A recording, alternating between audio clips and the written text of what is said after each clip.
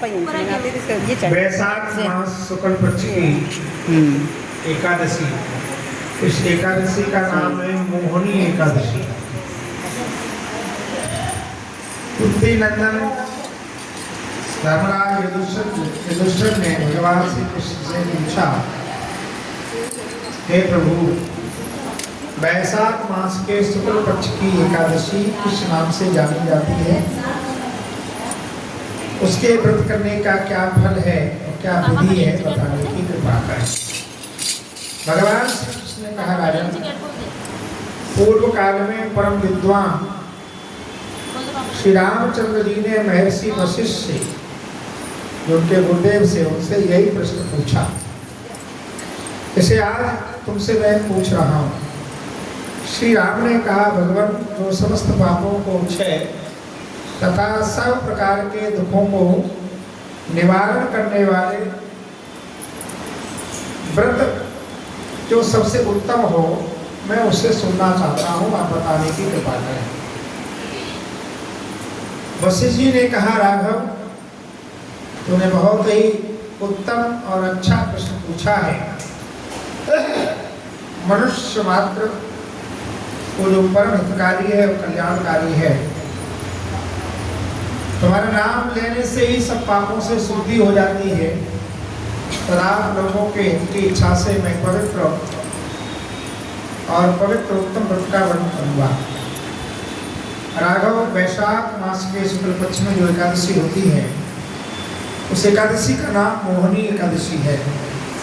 वह सब पापों को हरने वाली उत्तम है। उस व्रत के प्रभाव से मनुष्य मोहजाल तथा पातक समूह से छुटकारा पा जाता है। राजन, सरस्वती नदी के रमणीय तट पर भद्रावती नाम की सुंदर नगरी, वहाँ धृतिमान नामक राजा, जो चंद्रवंश में उत्पन्न हुए और सत्य प्रतिज्ञा करने वाले थे, सत्य मार्ग पर चलने वाले राजा थे और राज्य करते थे। उसी नगरी में एक वैश्य भी रहता था, जो धन से परिपूर्ण, यश कीर्ति समृद्धशाली था। उसका नाम ही था धनपाल। वह सदा पुण्य कर्म में लगा रहता था।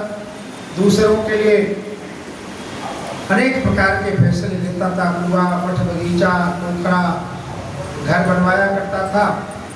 भगवान श्री विष्णु की भक्ति में हार्दिक अनुराग था। वह सदा शांति रहता था। उसके 5 पुत्र थे, सुमना, धृतमना, मेधावी, सुकृत तथा दृष्टगद्धि।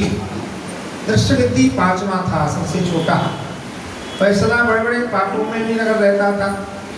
जुआ, दुष्कर्म इत्यादि उसकी बड़ी आसक्ति थी। अनेक कुमारी महिलाओं से उसका मिलना जुलना था। उसकी बुद्धि न तो देवताओं के पूजा में लगती थी, न पितरों और ब्राह्मणों के सत्कार में। और दुष्टात्मा अन्याय के मार्ग पर चल करके पिता का धन बर्बाद किया करता था। एक दिन वह वैश्या के गले में बाहर डाले हुए चौराहे पर घूमता देखा गया। तब पिता ने उसे घर से निकाल दिया तथा बंधु बांधवों ने भी उसका परित्याग कर दिया। दिन रात दुख और शोक में डूबा हुआ तथा कष्ट पर कष्ट उठाता हुआ एकदम में बढ़ने लगा।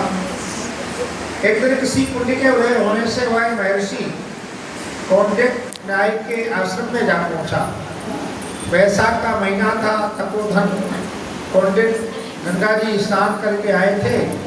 दशबुद्धि शोक के वन से पीठ हो मुनिवर कौंडिन्य के पास गया और हाथ जोड़ करके सामने खड़ा होकर बोला, ब्राह्मण गुरुश्रेष्ठ, मन पर दया करके कोई ऐसा व्रत बताइए जिसके पुण्य से प्रभाव से मेरी मुक्ति हो जाए। महात्मा सरल हृदय होते हैं।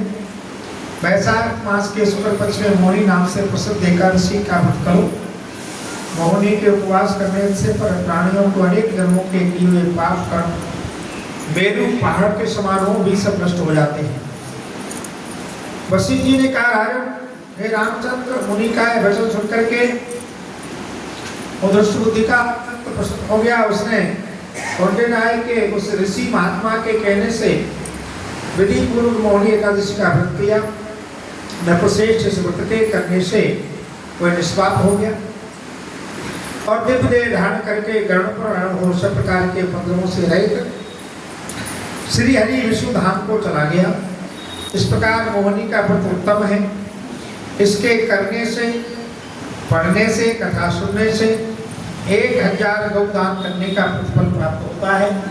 इसलिए कलिकाल में जिनको भगवत भक्ति चाहिए, परम गति चाहिए, सदगति चाहिए, वो सब एकादशी का व्रत अवश्य करें, क्योंकि एकादशी के व्रत में कलिकाल के सभी पापों को नष्ट करने का एकमात्र सामर्थ्य है। इसलिए नियम है दशमी को ही मध्याह्न यानी दोपहर के बाद चावल न पाए जाएं और एकादशी के दिन हो सके तो अन्न का स्पर्श भी न किया जाए, क्योंकि एकादशी वाले दिन अन्न में ही कलिकाल का निवास होता है। इसलिए व्रत करते करते प्रयास करना चाहिए कि अन्न का स्पर्श न हो। और जो लोग व्रत नहीं कर पाते सबको करना चाहिए, पर जो नहीं कर पाते वो कम से कम एकादशी वाले दिन चावल तो बिल्कुल न खाएं। एकादशी के दिन कोई चावल खाता है तो चावल के जितने दाने वाले मुख में जाते हैं, ऐसा विद्वानों का मत है कहीं कहीं, उतने ही जन्मों के पाप प्रकट हो जाते हैं और पुण्य नष्ट हो जाते हैं।